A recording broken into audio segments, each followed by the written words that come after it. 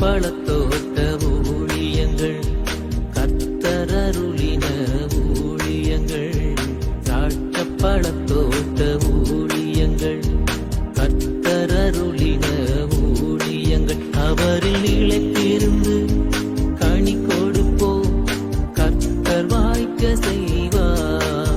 அவரில் நிலைத்திருந்து கனி கொடுப்போம், கர்த்தர் வாய்க்க செய்வார். துதி உமக்கே, துதி உமக்கே, துதி உமக்கே என்றுமே என்றும். துதி உமக்கே, துதி உமக்கே, துதி உமக்கே என்றுமே என்றும். துதி உமக்கே என்றுமே என்றும். துதி உமக்கே என்றுமே.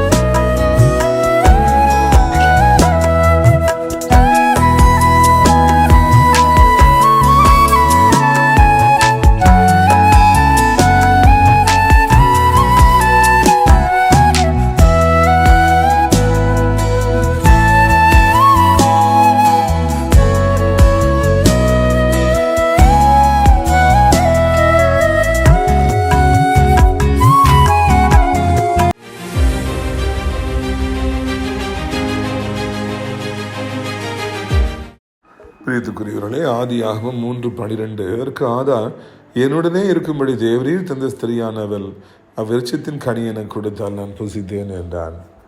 ஏன்பா அவன் அதை இப்படி பண்ணிட்டான்? எத்தனை தடவை சொன்னேன்ப்பா, இதை மாத்திரம் நீ புசிச்சிடாத, எல்லாம் கெட்டு போயிருன்னு சொன்னேன், இப்படி பண்ணிட்டியப்பா, நான் வருத்தப்படுறாரு. ஆமாப்பா, நான் தெரியாமல் பண்ணிட்டேன்னு அந்த அதான் சொல்லியிருக்கலாம். ஆனால் அந்த ஆதி தகப்பன், நான் ஒன்றும் புசிக்கல, நீர் எனக்கு கொடுத்தீர அந்த ஏவாள் அந்த மனைவி, அதனால தான் அவள் கொடுத்தா, அதனால தான் நான் புசிச்சேன்னு சொல்லி கூலாக அந்த பழியை இன்னொருத்தர் மேலே போடுறத பார்க்குறோம். நானும் என்னுடைய வாழ்க்கையில் இது போன்ற எத்தனையோ மனிதர்களை சந்தித்திருக்கிறேன். அவங்க தான் தப்பை ஒத்துக்கொள்ளவே மாட்டாங்க, தன்னை நீதிமான்னு காமிக்கணும்னு நினைப்பாங்க, தன்னை காப்பாற்றி கொள்றதுக்காக இன்னொருத்தர் போட்டு கொடுப்பாங்க. அவங்களால தான் இப்படி ஆகிப்போச்சு பார்த்துங்க. வேலை பார்க்குற இடத்துல தன்னுடைய இயலாமையை மறைக்கிறதுக்காக அப்பாவிகளை பழி கொடுக்குற எத்தனை பேர்களை என்னுடைய வாழ்க்கையில் நான் பார்த்துருக்கிறேன். தான் வேலை போயிடக்கூடாது, தனக்கு திறமை இல்லைங்கிறதுனால இன்னொருத்தரை அழிப்பாங்க, இன்னொருத்தர் மேலே பழி போடுவாங்க. அவங்க மிக மிக ஆபத்தானவர்கள். இந்த ஆதாம் போன்ற மனிதர்கள்லாம் மிகவும் ஆபத்தானவர்கள். தங்களை காப்பாற்றி கொள்வதற்காக எந்த எக்ஸ்ட்ரீமுக்கும் போவாங்க, எவ்வளவு நல்லவர்களையும் பழியாக்குவாங்க. இப்படிப்பட்டவர்களை கண்டாலே ஓடிடுங்க. இப்படிப்பட்டவர்கள் நட்பே வைக்காதீங்க. இன்றைக்கி உங்கள்கிட்ட அவங்களால தான் அப்படி ஆயிடுச்சு, இவங்களால தான் எப்படி ஆயிடுச்சுன்னு சொல்கிறவங்க, நாளைக்கு உங்களால தான் இப்படி ஆகிப்போச்சு, இவங்களால தான் ஆகிப்போச்சுன்னு சொல்கிறதுக்கு எவ்வளோ நேரம் ஆக போகுது? இப்படிப்பட்ட குணம் நமக்கு வேண்டவே வேண்டாம். நம்ம யாரையுமே பார்த்து இவங்களால தான் இப்படி கெட்டு போயிட்டேன்னு சொல்ல வேண்டாம். நமக்கு சுய புத்தி இருக்கு இல்லையா? அது நம்ம மறந்து விடவே கூடாது. நம்முடைய குற்றத்தை தாவீதை போல நான் பாவம் செய்தேன் என்று சொல்லுவோம் என்றால் ஆண்டவருமே ஆசீர்வதிப்பார். இன்னொருவரை கை காமிச்சு வாழ்ந்தோன்னா அது சபிக்கப்பட்ட வாழ்க்கையாக இருக்கும் என்பதை மறக்கக்கூடாது. ஆண்டவர் ஆசீர்வதிப்பாராக. ஆமென்.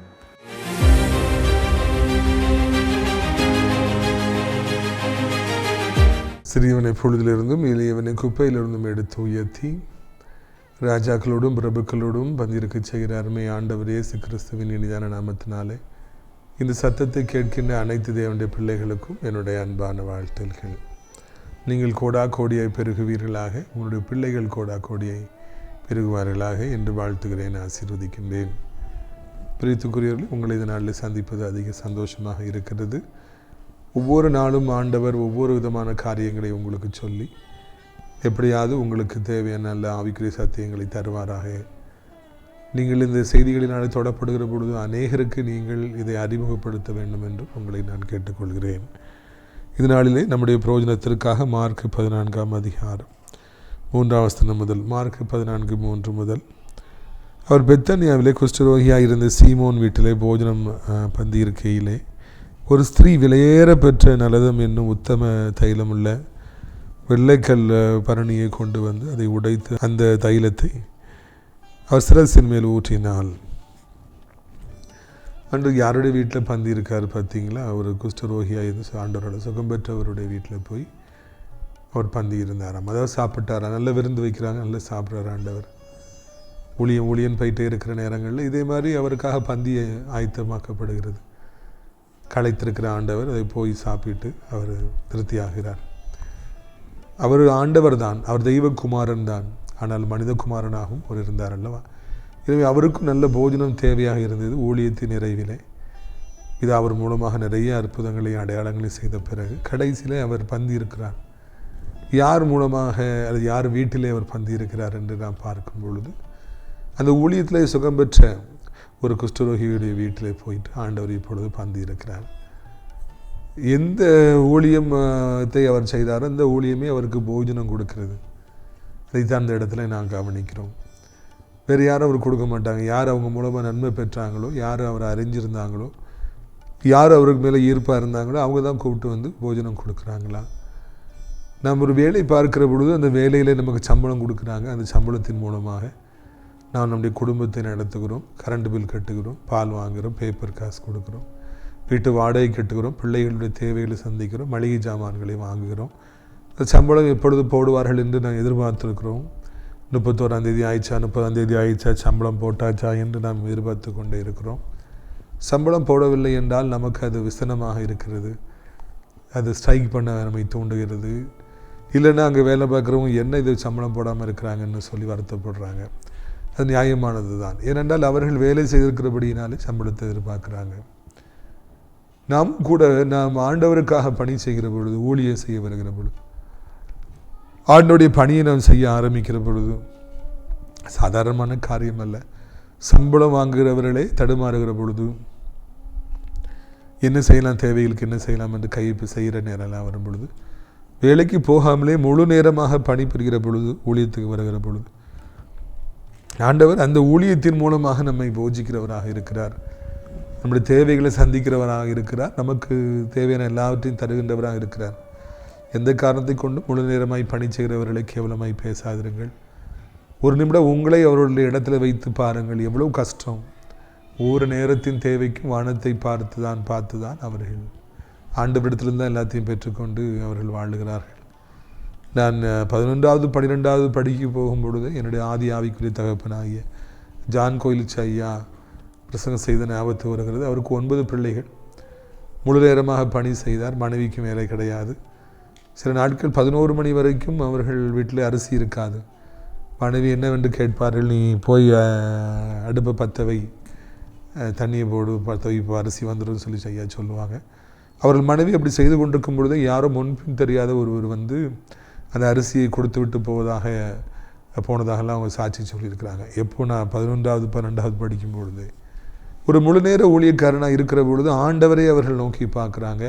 ஆண்டவருடைய தேவைகளை சந்திக்கிறார். முக்கியமாக அவர் செய்கின்ற ஊழியத்தின் மூலமாக நன்மை அடைகிறவர்கள், ஆசீர்வாதங்களை பெறுகிறவர்கள், ஆறுதல் அடைகிறவர்கள் அந்த ஊழியக்காரர்களை தாங்குகிறாங்க. ஒரு சபைக்கு வருகிறவங்க சபை பாஸ்டர் காணிக்கையில் தாங்குகிறாங்க. தவறு அல்லவே அல்ல. ஆண்டவர் யாருடைய வீட்டில் போய் பந்தி இருந்தார்? அவர் மூலமாக, அவருடைய ஊழியத்தின் மூலமாக சுகமாக்கப்பட்ட இதுபோல் ஒரு ரோகமுடைய ஒரு மனிதனுடைய வீட்டில் தான் போய் அவர் பந்தி இருந்தார் என்று நாம் வாசிக்கிறோம். மரத்தை வைத்தவர் தண்ணி ஊற்றுவார். நீங்கள் கர்த்தருடைய பிள்ளையை மாறுகிற பொழுது உங்கள் தேவை அவர் எப்படி வேண்டுமென்றாலும் சந்திப்பார். நீங்கள் உங்கள் தேவைகள் எப்படி சந்திக்கப்படும் என்று கலங்காதிருங்கள். ஆண்டவர் அடிக்கடி ஊழியத்தில் சொல்கிறார், என்ன வஸ்திரம் போடுவோன்னு நீங்கள் பயப்படாதீங்க, காட்டு புஷ்பங்களை கவனித்து பாருங்கள், அதில் உள்ள அந்த மலர்களுடைய குவாலிட்டி எப்படி இருக்குது. சாலமோன் ராஜா கூட அப்படி ட்ரெஸ் பண்ணலை அப்படின்னு சொல்கிறாரு. அப்படி சாப்பிடுவோன்னு நினைக்காதீங்க. வானத்து பறவைகளையும் ஆண்டவர் போஷிக்கிறார், திருநாய்களையும் ஆண்டவர் போஷிக்கிறார், பெரிய பெரிய யானைகளையும் ஆண்டவர் போஷிக்கிறார். எவ்வளோ சாப்பிடும் யானை, அதையும் கூட ஆண்டவர் போஷிக்கிறார். எனவே நம்முடைய வாழ்க்கையில் நாம் ஆண்டவருக்காக வாழ்கிற பொழுது, ஆண்டுடைய பிள்ளையாக இருக்கிற பொழுது நமக்கு தேவையானவைகளை கர்த்தர் எப்படி என்றாலும் தருகிறார், நம்மை அதிசயமாக நடத்துகிறார். தேவைகளை சந்திப்பது தான் ஆண்டவர். ஊழியத்தின் பாதையில் அன்றைக்கும் சரி இன்றைக்கும் சரி என்ன தேவையோ அதை சரியாக நேரத்தில் சரியாக ஆண்டவர் சந்திக்கிறார். அவர் சந்திக்காவிட்டால் ஊழியக்காரர்கள் வெட்கப்பட்டு போயிடுவாங்க. தாம் பிள்ளைகள் வெட்கப்பட்டு போகான்று விடுவாரா? அவருடைய பிள்ளையாகி நீங்கள் வெட்கப்பட்டால் என்ன, அவர் வெட்கப்பட்டாலும் ரெண்டும் ஒன்று தாங்க. கடன் அடைக்க முடியாமல் நீங்கள் வெட்கப்பட்டு போயிட்டீங்க, பில்லு கொடுக்க முடியாமல் நீங்கள் வெட்கப்பட்டு போயிட்டீங்கன்னா அது ஆண்டவர் வெட்கப்படுற மாதிரி தான், இயேசு கிறிஸ்து வெட்கப்படுற மாதிரி தான். அதனால் அவர் அதுக்கு விட மாட்டார், உங்களை வெட்கப்பட விட மாட்டார். ஆண்டவர் இயலாத ஒரு தெய்வம் அல்ல. அவர் உங்களுடைய வாழ்க்கையில் அற்புதங்களை செய்வார். 3 வருட ஊழியத்தின் பாதையில் யாரெல்லாம் அவருடைய ஊழியத்தினால் தொடப்பட்டாங்களோ அவங்க தான் ஆண்டவரை போஷிச்சாங்க. சீமோன் பேதுரு அவருடைய மெயின் டிசைப்பிளாக இருந்தார். அந்திரேயா, யாக்கோபு, யோவான் 12 பேர்களுக்கும் போஜனம் 3 நேரம் கொடுக்கணும். 3 வருடங்களாக கர்த்தர் கொடுத்தாருன்னா அந்த தேவையெல்லாம் யார் சந்தித்தாங்க? ஊழியத்துக்கு போகும்போது அதன் மூலமாக கிடைத்த அந்த வருமானத்திலிருந்து தான் ஆண்டவர் சந்தித்தார். நான் சென்னையில் படித்த காலத்தில் தான் ஆண்டவரை ஏற்றுக்கொண்டேன். நீ ஊழியக்காரனாக ஆண்டவர் மாற்றி கொண்டிருந்தார் என்பதை அறியாதவனாக இருந்தேன். லீவுக்கு வந்திருந்த பொழுது வருவேல் சேரையா திசைவேலுங்கிற ஒரு ஊருக்கு நம்ம போவோம், அங்கே ஒரு ஃபாஸ்டிங் ப்ரேயருக்கு வா அப்படின்னு சொல்லி கூப்பிட்டாங்க. நான் லீவில் வந்திருக்கிறேன், சரி அண்ணே வரேன்னு சொல்லிட்டு நான் போனேன். அங்கே அண்ணே செய்தி கொடுத்தாங்க. நான் கடைசியில் வந்தவங்க எல்லாருக்கும் ஜெபித்து திருக்கரசனமாக ஆண்டவர் கொடுத்த வாக்குகளை நான் உரைத்தேன். அப்போவுமே ஆண்டவர் திருக்கரசன வரத்தை கொடுத்துருந்தார். அது கொடுத்ததுனால எல்லாருக்கும் அங்கே அந்த வாக்குகளை கேட்டு அதிக சந்தோஷம். திருக்கரசனமாக ஒரு வாலிபன் ஜெபித்து நிறைய காரியங்களை சொல்கிறார் சொல்லிட்டு. இது நடந்தது ரொம்ப வருஷத்துக்கு முன்னால். அப்போ கிளம்புறதுக்கு முன்னக்கூட்டி எல்லாருக்கும் சாப்பாடு போட்டாங்களா, இல்லை ஊழியக்காரங்க எனக்கு வரவேல் செய்கிறையா வந்தவங்களுக்கெல்லாம் சாப்பாடு போட்டாங்க. நல்லா சாப்பிட்டுட்டு நான் திருப்பி ஊருக்கு வந்தேன், ஆசிரியத்துக்கு வந்தேன். சாயந்தரம் 5 மணிக்கு போல் அப்பா கேட்டாங்க, டே ஊழியத்துக்கு போனியா? ஊழியத்துக்கு போனேன். அதுக்கு உங்களுக்கு ஆச்சரியமாக இருக்கிறது என்னென்றால் அவருடைய வாழ்க்கையில் என் தகப்பனுக்கும் ஆண்டவருக்கு சம்மந்தமே கிடையாது. தன்னுடைய பிள்ளை இப்படியாக ரசிக்கப்பட்டிருக்கிறான், ஊழியத்துக்கு போகிறாங்கிறது அப்பாவுக்கு அதிசயமாக இருக்கிறது. அப்போ ஒரு பக்கம் அப்பாவுக்கு ஆச்சரியமாக இருக்குது, அதிசயமாக. இன்னொரு பக்கம் கேட்குறாங்க, நீ ஊழியத்துக்கு போனியா? போனேன். சாப்பிட்டியா? வீட்டுக்கு வா சாப்பிட்டுட்டேன்ப்பா. எங்கே சாப்பிட்டாங்க? ஊழியத்தில் போனேன்ல, சாப்பாடு கொடுத்தாங்க, நான் சாப்பிட்டேன். ஏன்னா அதுதான் முதல் முறையாக நான் ஊழியத்துக்கு போயிருக்கிறேன், அங்கே சாப்பாடு கொடுத்தாங்க. அந்த அப்பாட்ட நான் சொன்னேன். அப்பா சொன்னாங்க, டே ஊழியத்துக்கு கூட நல்ல சாப்பாடு கிடைக்கும் போலுக்கடா அப்படின்னு சிரித்தாங்க. அது உண்மை என்பதை என்னுடைய ஆண்டவர் இன்றைக்கு வரைக்கும் நிறைவேற்றியிருக்கிறார். எங்கே போனாலும் சரி ஊழியத்தில் ஆண்டவர் நல்ல சாப்பாடை கொடுக்கிறார். இன்னொரு பக்கம் அடியாருடைய கைகளை ஆண்டு பலப்படுத்தியிருக்கிறதுனால நாமும் நம்முடைய ஊழியத்தில் வருபவர்களுக்கெல்லாம் நல்ல உணவை கொடுக்குறோம். முதலாக அப்பா சொன்னாங்க, டே ஊழியத்துக்கு போனால் நல்ல சாப்பாடு கிடைக்கும் போலுக்கடா அப்படின்னாங்க. நகைச்சுவையாக அப்பா சொன்னாங்க. இன்றைக்கு வரைக்கும் அந்த வார்த்தையை கர்த்தர் காப்பாற்றி வருகிறார். இந்த பெண்ணுடைய சந்திப்பு வரக்கு முன்னூட்டி அந்த பெண் ஆண்டவருடைய பாதத்தில் இந்த நலதைலத்தில் ஊற்றுறதுக்கு முன்னூட்டி அவர் எந்த இடத்துல இருக்கிறார், ஸ்பாட்டு தான் முக்கியம். ஒரு குஷ்டரோகிட வீடு, ஊழியத்தில் சந்தித்த மனிதனுடைய வீடு. ஊழியம் செய்கிறத பெருமையாக நினைங்க, ஊழியத்துக்கு போங்க. ஒருவேளை அந்த ஊழியத்தின் பாதையில் தான் கர்த்தர் யாரை உங்கள் வாழ்க்கையில் அனுப்பணுமோ அவங்கள அனுப்பலாம். யார் மூலமாக அரண்மனைக்கு போகணுமோ அந்த பானபாத்திரக்காரனை ஆண்டரை அனுப்பலாம். அதனால் நீங்கள் தயங்காதீங்க, நீங்கள் பயப்படாதீங்க. ஊழியத்துக்காக கால்களை முன்னாடி எடுத்து வைங்க. உங்கள் பிள்ளைகள் ஊழியத்துக்கு போகிறாங்கன்னா அவங்கள சந்தோஷப்பாக அனுப்புங்க. ஒருவேளை அந்த ஊழியத்தின் பாதையில் கர்த்தர் பெரிய காரியங்களை செய்யலாம், அதிசயங்களை செய்யலாம், அற்புதங்களை செய்யலாம்ங்கிற சந்தேகமே இல்லை. 1. 2வது நாம் அங்கே காண்கிறோம், அங்கே அவர் அப்படி சாப்பிட்டுருக்காரு. அவர் போஜனம் பந்தி இருக்கையில் ஒரு ஸ்திரீ வெளியேறப்பெற்ற நலதம் என்னும் உத்தம தைலம் உள்ள வெள்ளைக்கல் பரணியை கொண்டு வந்து அதை உடைத்து தைலத்தை சிரசின் மேல் ஊற்றினார். எல்லாரும் சாப்பிட்டுட்டு இருக்காங்க. ஆண்டவர் ஒரு சில அதிசயமாக பார்த்துட்டு இருக்காங்க. அந்த மனிதனுக்கு கர்த்தர் என்னுடைய வீட்டுக்கு வந்திருக்கிறாரு என்று மிகப்பெரிய ஒரு சந்தோஷம், மிகப்பெரிய ஒரு மகிழ்ச்சி. இப்படியாக அங்கே ஒரு சீன் இருக்கும்போது, யாரும் எதிர்பார்க்காமல் இருக்கும் பொழுது ஒரு பெண் வந்து நல்ல தைலம் எனப்பட்ட வெள்ளை பரணியை கொண்டு வந்து உடைத்து சிரசிலே ஊற்றினாரா.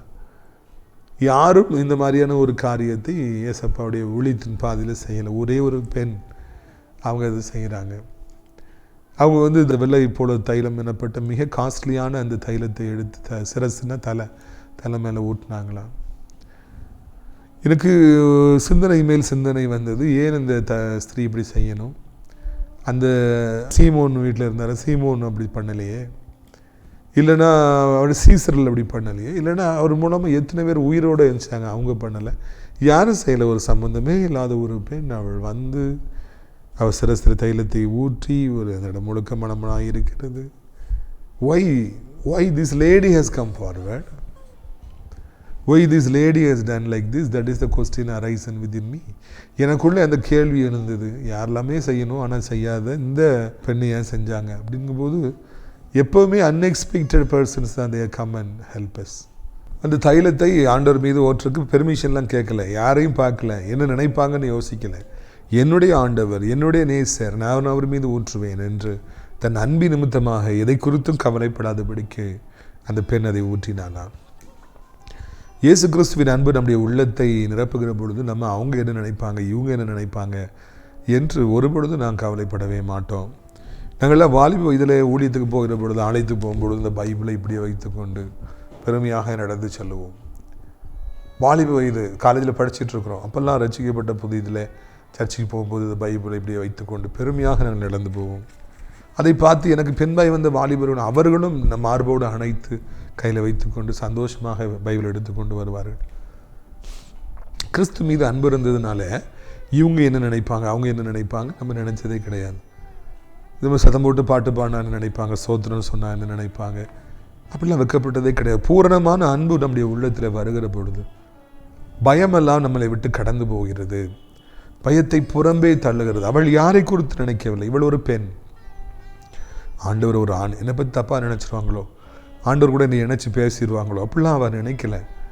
என் அன்பு எனக்கு இருக்கிறது, என் ஆண்டவர் மீது அன்பு இருக்கிறது என்று சொல்லி எந்த ஒரு கவனத்தில் கொள்ளாதபடிக்கு தன் அன்பை அவள் வெளிப்படுத்தினாள் என்று நான் காண்கிறோம்.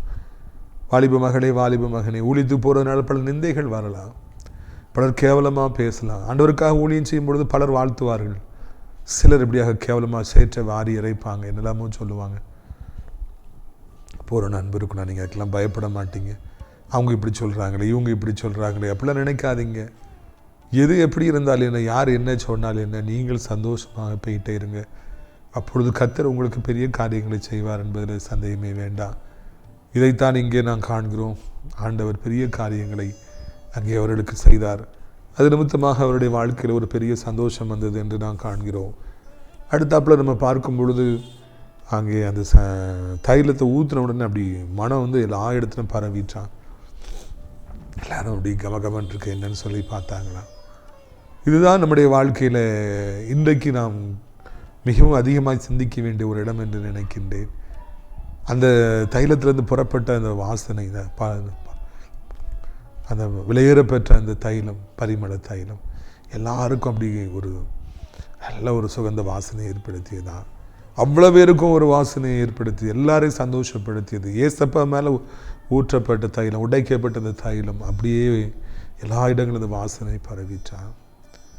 இதுதான் முக்கியமான ஒரு காரியம். இயேசு கிறிஸ்துவின் அன்பு உங்கள் மேலே ஊற்றப்படுகிற பொழுது, கிறிஸ்துவின் அன்பு உங்கள் மேலே ஊற்றப்படுகிற பொழுது அந்த வாசனை எல்லா இடங்களிலும் பரவும். உங்கள் மூலமாக அநேக ரட்சிக்கப்படுவாங்க. இதுதான் உலகத்திலே மிகப்பெரிதான ஒரு காரியம். நம்ம மூலமாக ஆண்டவருடைய வாசனை எல்லா இடத்துலையும் பரவும். நான் அந்த லைலா கல்லூரியில் ரட்சிக்கப்பட்ட பொழுது அங்கே ஹாஸ்டலில் இருக்கிற ரூமில் ஜெபம் பண்ணதுனால எத்தனையோ நூற்றுக்கணக்கான வாலிபர்கள், கர்த்தரை அறியாத வாலிபர்கள் அங்கே வந்து தொடப்பட்டால் ரட்சிக்கப்பட்டாங்க. இன்றைக்கி வரைக்கும் டச்சில் இருக்காங்க. அப்பொழுது என் வாலிப வயதில் நான் ஸ்போர்ட்ஸ்மேனாக இருந்த அந்த காலத்தில் நிறைய ஸ்போர்ட்ஸ்மேன் அங்கே வந்தாங்க, ஆண்டரை ஏற்றுக்கிட்டாங்க. கர்த்தருக்கு சம்பந்தமே இல்லாத வாலிபர்கள், இயேசு கிறிஸ்துவின் சத்தியத்தை குறித்தே அறியாத வாலிபர்கள், வந்து காணியாட்சிக்கு புறம்பாக இருந்தவர்கள் வந்து ஆண்டவரை ஏற்றுக்கிட்டாங்க. இன்னைக்கு வரைக்கும் ஆண்டவருக்காக வைராக்கியமாக இருக்கிறாங்க, ஆண்டவரை ஃபாலோ பண்ணுறாங்க. ரொம்ப சந்தோஷமாக அது இருக்கிறது. இதுதான் உங்களுடைய வாழ்க்கையில் நடக்கும். உங்கள் மூலமாக அநேகர் அந்த வாசனை பரவினபடினாலே தேடி வருவார்கள், கிறிஸ்துவை சொந்த இரட்சகராக ஏற்றுக்கொள்வார்கள். உங்களுக்கு அந்த அனுபவம் நிச்சயமாக வரும். உங்கள் மூலமாக அந்த வாசனை எல்லா இடங்களிலும் பரவும். நீங்கள் ஜெபிக்கிறத பார்த்துட்டு எல்லாரும் ஜெபம் பண்ணுவாங்க. எங்களுடைய வாழ்க்கையிலேருந்து வருகிற அந்த வாசனை, நல்மல வாசனை எல்லாருக்கும் பிடிக்கும். நானும் இயேசுவை தொடருவேன் என்று எல்லாரும் ஆண்டவர் பக்கமாக வருவாங்க. குடித்து வெறித்து அவங்க அது மூலமாக அந்த கெட்ட வார்த்தையினால அப்படியே அந்த நாத்தம் பிடித்தவரை எல்லாரும் பார்த்தாலே வெறுப்பாங்க. பாவம், அவங்களுக்கு அந்த அடிமைத்தனத்தில் வெளியே வர முடியல. தண்ணி சாராயம் உள்ளே போகணுன்னு அது அவர்களை வேறு மனிதனை மிருகங்களை மாற்றுகிறது. அவங்க பேசுகிற அந்த அசுத்தமான தூஷண வார்த்தையில் கண்டு மக்கள்லாம் ஓடி ஒழிகிறாங்க. யாரும் சமுதாயத்தில் சேர்த்துக்கிறது இல்லை. காரணம் அந்த நாற்றம் அதுவும் பரவுது. இயேசு கிறிஸ்துவை ஏற்றுக்கொள்கிற பொழுது அந்த நறுமணம் பரவுகிறது. அதன் மூலமாக நிறைய பேர் ஆண்டவரை ஏற்றுக்கொள்கிறாங்க. பிரியத்துக்குரியவர்களே, இதைத்தான் உங்களுடைய வாழ்க்கையிலே நீங்கள் கற்றுக்கொள்ள வேண்டும் என்று உங்களுடைய அன்போடு நான் அழைக்கின்றேன். இயேசுவை சொந்த இரட்சகராக நீங்கள் ஏற்றுக்கொள்ளுங்கள். அன்பு தம்பி, அன்பு தங்கச்சி, வாலிபோ, இதில் கிறிஸ்துவை நீங்கள் ஏற்றுக்கொள்வீர்கள் என்றால் உங்கள் மூலமாக அநேகர் கிறிஸ்துவின் பக்கமாக வருவார்கள், அநேகர் ரட்சிக்கப்படுவார்கள். உங்களிலிருந்து புறப்படுற வாசனை, அந்த பரிமளத்தாயின் நறுமணம் அநேகரை தொடும் என்பதில் சந்தேகமே இல்லை. இயேசு கிறிஸ்துவை சொந்த இரட்சகராக ஏற்றுக்கொள்ளுங்கள். அவருக்காக ஊழியம் செய்யுங்கள். இந்த பெண் செய்தது போல நீங்கள் செய்யுங்கள். எந்த இடமா இருந்தாலும் சரி, எத்தனையோ பேர் இயேசப்பா பக்கமாக வருவாங்க. அறுப்பு மிகுதியாக இருக்கிறது. இயேசு ஏற்றுக்கொள்ள எத்தனை பேர் ஆயத்தமாக இருக்கிறாங்க. நீங்களும் வாங்க. அப்பொழுது உங்கள் மூலமாக பெரிய காரியங்களை கர்த்தர் செய்வார். உங்களுடைய ஆசீர்வாதத்திற்காக நான் ஜெபிக்க முடிய விரும்புகிறேன். எல்லார் கண்களையும் மூடுவீர்களா? நம்ம ஜெபிக்கலாமா? கண்களை மூடுவோமா? அப்பா பிதாவே, இந்த நாளுக்காக நன்றி செலுத்துகிறோம். நிர்வாணத்துக்கு பூமிக்கும் ஆண்டவராக இருக்கிறீர். எவ்வளவோ நன்மைகளை செய்திருக்கிறீர், எவ்வளவோ அற்புதங்களை செய்திருக்கிறீர். அதற்காக சோத்திரம் சோத்திரம் சோத்திரம் சோத்திரம் ஐயா. எங்கள் பலகீனத்தின் நேரத்தில் உமக்காக நாங்கள் எழும்பி பிரகாசிக்க கர்த்தாவே, உமக்காக பெரிய காரியங்களை செய்ய ஆண்டவரே நீர் உதவி செய்திருக்கிறீர். அதற்காக நமக்கு சோத்திரம் ஐயா. இந்த அருமையான நாளிலும் கூட சத்தத்தை கேட்குற பிள்ளைகள் எந்த நிலைமையில் இருந்தாலும் ஆண்டவரே அவர்களுக்கு நீர் உதவி செய்யும், அவர்களை பலப்படுத்தும், அவர்களை ஸ்திரப்படுத்தும், அவர்களை தூக்கி நிறுத்துங்கப்பா. அப்பா, இந்த நாளிலும் கூட ராஜா ஆண்டவரே உடைய பிள்ளைகள் மேலே உடைய வல்லமை இறங்கட்டும் என்று சொல்லி ஜெபிக்கிறேன். முக்கியமாக வியாதிப்பட்டுக்கிற பிள்ளைகள் மேலே குணமளிக்கிற நம்முடைய வல்லமை புறப்பட்டு போகட்டும். இதில் வந்த ஒவ்வொருவருக்கும் சுகத்தை கொடுத்தீங்களே, எப்பேற்பட்ட வியாதியாக இருந்தாலும் இயேசுவே நீங்கள் சுகமாக்குனீங்களே என்று நாங்கள் வாசிக்கிறோமே அப்பா. அதை போலவே கர்த்தாவே, இந்த சத்தத்தை கேட்குற பிள்ளைகள் ஒவ்வொருவருக்கும் ஆண்டவரே நீங்கள் சுகத்தை தந்து கர்த்தாவே ஒவ்வொருவரையும் தூக்கி நிறுத்தும்படியாக, ஒவ்வொருவருக்கும் அதிசயத்தை செய்யும்படியாக ஜெபிக்கிறோம். எங்களுடைய வியாதிகளை சிலுவையில் நீர் சுமந்து விட்டீர். 6 மணி நேரம் அசையாமல் தொங்கி இரத்தத்தை சிந்தி அடிக்கப்பட்டு அவமானப்படுத்தப்பட்டு எல்லா வேதனைகளையும் தூக்கி சுமந்து விட்டீர். அதற்காக நமக்கு நன்றியப்பா. உங்களுடைய பிள்ளைகள் எந்த வேதனையும் சுமக்கணுங்கிற அவசியமே இல்லை. நீங்கள் தகப்பனை எல்லாவற்றையும் பொறுப்பெடுத்து கொண்டீங்க. அதற்காக சோத்திரம். செயல்படாத அவயங்கள் செயல்பட ஆரம்பிக்கட்டும். ஆறாத புண்கள் ஆறி போகட்டும். வீக்கங்கள் வற்றி போகட்டும். கட்டிகள் மறையட்டும். கேன்சர் கிருமிகள் மறையட்டும். உடைய பிள்ளைகளுக்கு அற்புதமான சுகத்தை தாரும். இந்த நேரத்திலும் கூட இயேசு எனக்கு மனம் இறங்க மாட்டார, சாப்பிட முடியலையே, நடக்க முடியலையே, எழும்ப முடியலையே, உட்கார முடியலையே, ஓடியாட முடியல, யூரின் போக மாட்டேங்குது, கால் வீங்கி இருக்குது, நான் என்ன செய்ய, மோஷன் போக மாட்டேங்குது, இருமல் நிற்க மாட்டேங்குது, காக்காய் வலிப்பு இருக்கிறது, மறுபடியும் வருமானு பயமாக இருக்குது என்று ஒவ்வொருவரும் கலங்கி தவித்து நிற்கிறாங்க. அது எல்லோருக்கும் கர்த்தாவே நீர் உதவி செய்யும்படியாக ஒவ்வொருவரையும் தூக்கி நிறுத்தும்படியாக கெஞ்சி மன்றாடுகிறோம். ஏசப்போடைய கண்களில் ஒவ்வொருவருக்கும் இரக்கம் கிடைக்கட்டும், இரக்கம் கிடைக்கட்டும். ஆண்டவரை படித்து முடித்து பல வருடங்களாகி வேலை இல்லாமல் இருக்கிறவர்களுக்காக ஜெபிக்கிறோம். ஆண்டவரை எவ்வளவோ முயற்சித்து வேலை கிடைக்கவில்லை, வேலை கிடைத்தாலும் வேலையில் நிம்மதி இல்லை, வேலை பார்க்குற இடத்துல ஒரே பிரச்சனை, என்ன செய்வோம் என்றே தெரியாத ஒரு சூழ்நிலை. இப்படிப்பட்டவர்களுக்கெல்லாம் கர்த்தாவே நீர் உதவி செய்யும்படியாக அவர்களை மீட்டெடுக்கும்படியாக கெஞ்சுகிறோம். இயேசுவின் ரத்தம் ஜெயம், இயேசுவின் ரத்தம் ஜெயம். ஒவ்வொருவருக்கும் கர்த்தாவே நீங்கள் மனம் இறங்குங்க. உடைய பிள்ளைகளுடைய வாழ்க்கையில் அவர் கண்களிலிருந்து வழிகிற கண்ணீரை நீங்கள் துடைத்து போடுங்க. இயேசப்பா, உடைய பிள்ளைகள் ஒவ்வொருவருக்கும் நீங்கள் மனம் இறங்குங்க. இயேசுவின் நாமத்தினால இருள் நீங்கட்டும், காரிருள் நீங்கட்டும், வெளிச்சம் உதிக்கட்டும் என்று சொல்லி நாங்கள் கெஞ்சுகிறோம். ஆண்டவரே எல்லாவற்றையும் இழந்து போன பிள்ளைகள், பிஸ்னஸில் தோற்று போன பிள்ளைகள், நகைகளை இழந்து போனவர்கள், பிள்ளைகளை இழந்து போனவர்கள், திருமணத்தை இழந்து போனவர்கள் எல்லோருக்கும் கர்த்தாவே நீங்கள் மனம் இறங்கி இடிக்கப்பட்டு கிடக்கிறவருடைய வாழ்க்கையை மறுபடியும் எடுத்து கெட்டும்படியாக புதிய காரியங்களை செய்யும்படியாக கெஞ்சுகிறோம். ஆண்டவரே உம்முடைய திருச்சத்தத்தை பிள்ளைகள் ஒவ்வொருவரும் கேட்கட்டும். ஆண்டவரே தகப்பன நீண்ட காலமாய் நல்ல காரியம் நடக்காதா, என் வாழ்க்கை மாறாதா, எனக்கும் ஒரு அதிசயம் நடக்காதா என்று காத்திருக்கிற பிள்ளைகளுக்கு இன்றைக்கு இப்பொழுது ஒரு அற்புதத்தை செய்து சந்தோஷப்படுத்துங்க. கண்கள் வழியில் கண்ணீரை தொடங்கி வயதானவர் கீழே விழுந்து விடாதபடி, எலும்புகள் முறிந்து விடாதபடி காத்துக்கொள்ளுங்க. அற்புதங்களை அதிசயம் நடக்கட்டும். இறைவா மனம் இறங்குங்க, ஒவ்வொருவருக்கும் உதவி செய்யுங்க. கிருபை தாங்கட்டும், இரக்கம் தாங்கட்டும், வாழ வைங்க. வானத்தையும் பூமியும் படைத்த கர்த்தர் ஆண்டவரே இந்த உலகம் இருக்கிற அத்தனை நாடுகளையும் அத்தனை மக்களை, இந்தி தாய் திருநாட்டை அனைத்து மக்களையும் ஆசீர்வதிங்க. அனைத்து ஆவிக்கிற பிள்ளைகளின் ஊழியங்களையும் ஊழியக்காரர்களையும் ஆசீர்வதிங்க. நான் ஆசிரியத்திராட்சம்பள தோட்ட ஊழியர்கள் நேசிக்கிறேன். நாள்தோறும் நிகழ்ச்சிகளை பார்க்க அறிமுகப்படுத்துகிற அனைத்து உள்ளங்களையும் ஆசீர்வதிங்க. கிருபை தாங்கட்டும். கர்த்தர் பெரிய காரியங்களை செய்யும், மகிமைப்படும். குற்றங்கள் குறைகளை பண்ணி அடைக்கலான் குறி முதியோரிடத்தில் சேர அநேக இடங்கள் உண்டு. அநேகர் அழைத்து கொண்டு வாருங்க. ஒரு நாமத்தை மையப்படுத்துங்க. இயேசுவின் மூலம் ஜெபிக்கிறோம் பிதாவே, ஆமென். என் ஆத்மாவை கர்த்தரை சோத்திரி, என் முழுமையோட பரிசுத்த நாமத்தை சோத்திரி. என் ஆத்மாவை கர்த்தரை சோத்திரி, அவர் செய்த சகல உபகாரங்களையும் ஒரு பொழுதும் மறவாதே, ஆமென். நம்முடைய கர்த்தராகிய இயேசு கிறிஸ்துவின் கிருபையும் பிதாவாகிய தேவனுடைய அன்பு பரிசுத்த அந்யோன்யமில்லாத பிரசன்னம் உங்கள் அனைவருடைய நெஞ்சுக்கு காலங்கள் நிலைத்திருப்பது. Hallelujah, hallelujah. God bless you.